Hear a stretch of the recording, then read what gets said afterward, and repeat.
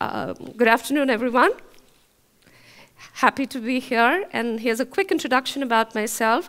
I have had about 30 years of experience in the technology sector in the United States and in India. And I'm proud to be the CEO of one of India's leading conglomerates called ITC. We're about an $8 billion company. The DNA of the company is whatever we do, we tend to take a very long-term and sustainable view.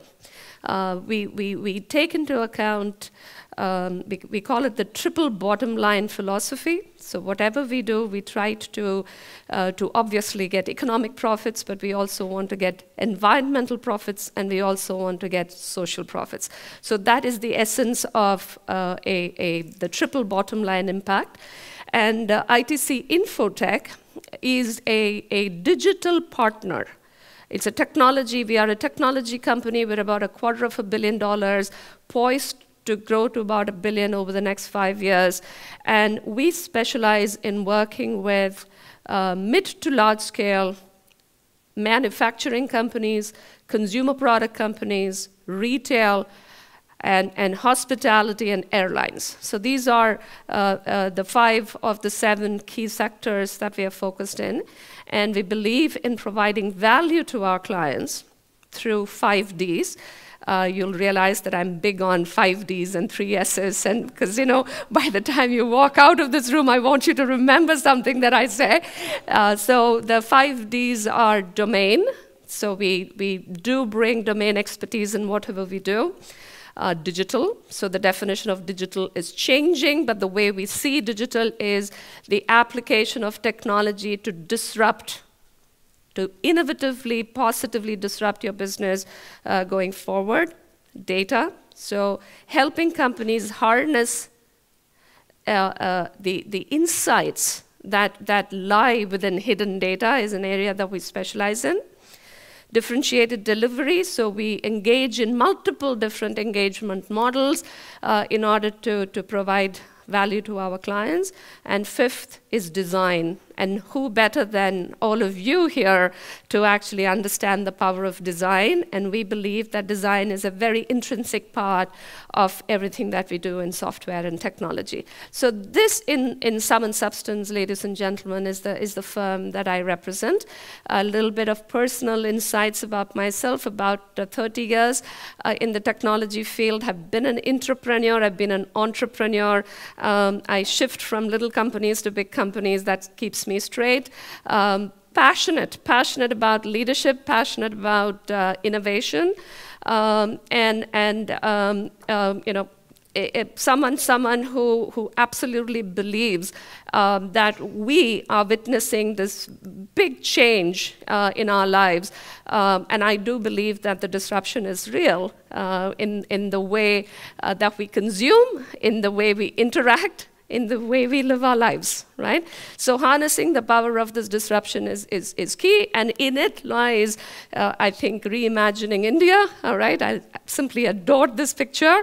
I think in her eyes when I think of India, I think of India in 2030 as this very vibrant. India has always been noted as a vibrant company, but this is, a vibrant country, and I see that vibrance continuing in 2030. Okay, but if I were to sort of lead an overall summary of what I think India is going to be in 2030, I'll symbolize it in 3 words. It's scale of consumption, scale in everything. Adam talked about India being, the 3rd largest nation. I think it is, very well written about by McKinsey. So scale. So it's going to be a scale to consume, the scale to produce.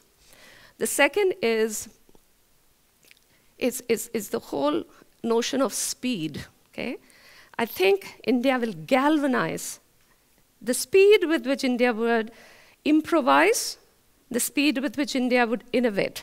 And that's what Simone is going to be talking about in her own way, Jugaad innovation. So that's the second thing that I think is very critical in reimagining in India in 2030. And the third is skill, right? I mean, India has always been known as a provider of skilled manpower, right? I think it's going to continue to be that. So it's going to be a combination of scale, speed, and skilled workforce, which is going to epitomize who we are in 2030, right? These are statistics, but I think it's very important for you to know that there's going to be a huge shift in terms of how jobs in India are going to shift. 70% of the jobs, while the economy will still be largely agrarian, it's going to shift towards the cities. And I think the hackathon company that very astutely worked on housing is, I think they're sitting on a gold mine out here because, it is going to be the need of the hour. Okay, 70% of the new jobs will be created in the cities. Now, but also begs the question, will India be the hub for international workers? Okay, we don't know that yet, it still could be. So if you look at the entire thing as one big global economy, I think there will be workforce which will be a lot more mobile, or maybe not, could be virtually connected, but doing work for other countries around the world, right?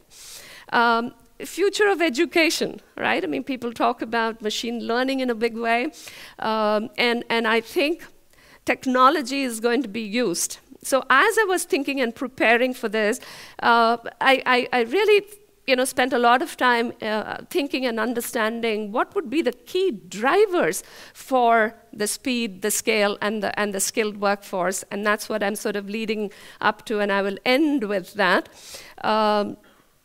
This is something that I'm personally very passionate about, the future of transportation.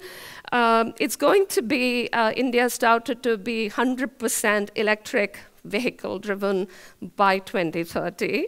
And I couldn't resist coming up with how a gas station would look like in 2030. Of course, this is within my limited powers of imagination. I think healthcare is going to be an area that's going to completely revolutionize. It's happening as we speak, and I think it's much needed in terms of both lowering the cost of healthcare and also the pervasivity of healthcare reach in India, right? Oh, this is my personal favorite. ITC as a company is a big believer of envisioning India in the future. So almost 15 years ago, we felt that the rural India would become a huge consumer base. And we are credited with actually putting together a digital system that interacts. We call it e-Chaupal, and it's a way in which crop information, weather information is seamlessly passed on to 4 million farmers in India. And we think it's going to be, and we are now working on the next generation of it, where tapping the potential of rural India will be huge. Workforce, I think, if I were to hazard a guess, hackathons could possibly become the way in which we hire people. I think the conventional ways in which we would hire people would be gone. I teach part-time in multiple universities across the globe, and increasingly, most of the business students want to set up something on their own within about 5 years' time. So I think that's going to be a huge shift. And what is at the heart of all of these things? I think 3 things: technology. Okay. I'm not saying this because I represent the tech sector, I think, but technology is a key driver to enable this change. And just to kind of make a point, when the Buzz Aldrin went,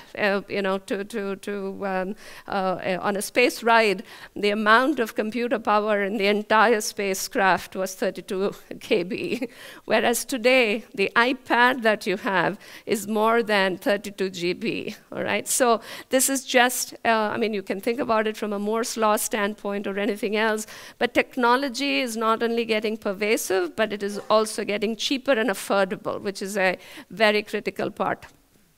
So this is going to be driving speed and affordability. Okay?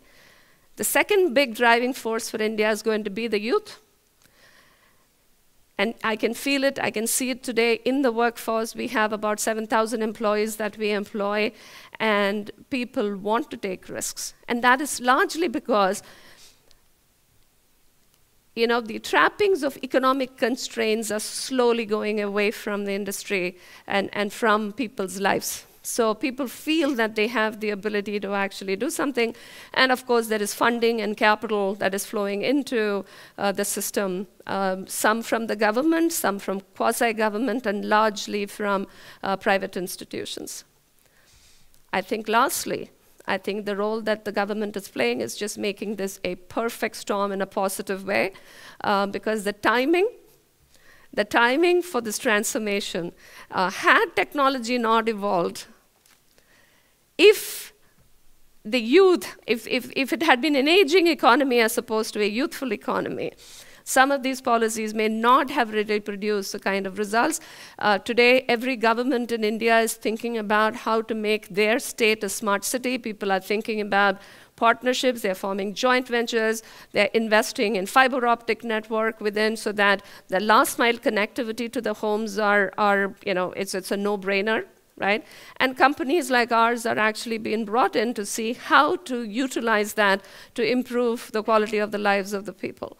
So I think it's going to be the combination of three things. It's technology, youth, and government, which ultimately is going to make India, the vibrant economy, which is going to symbolize scale, speed, and skills. Thank you.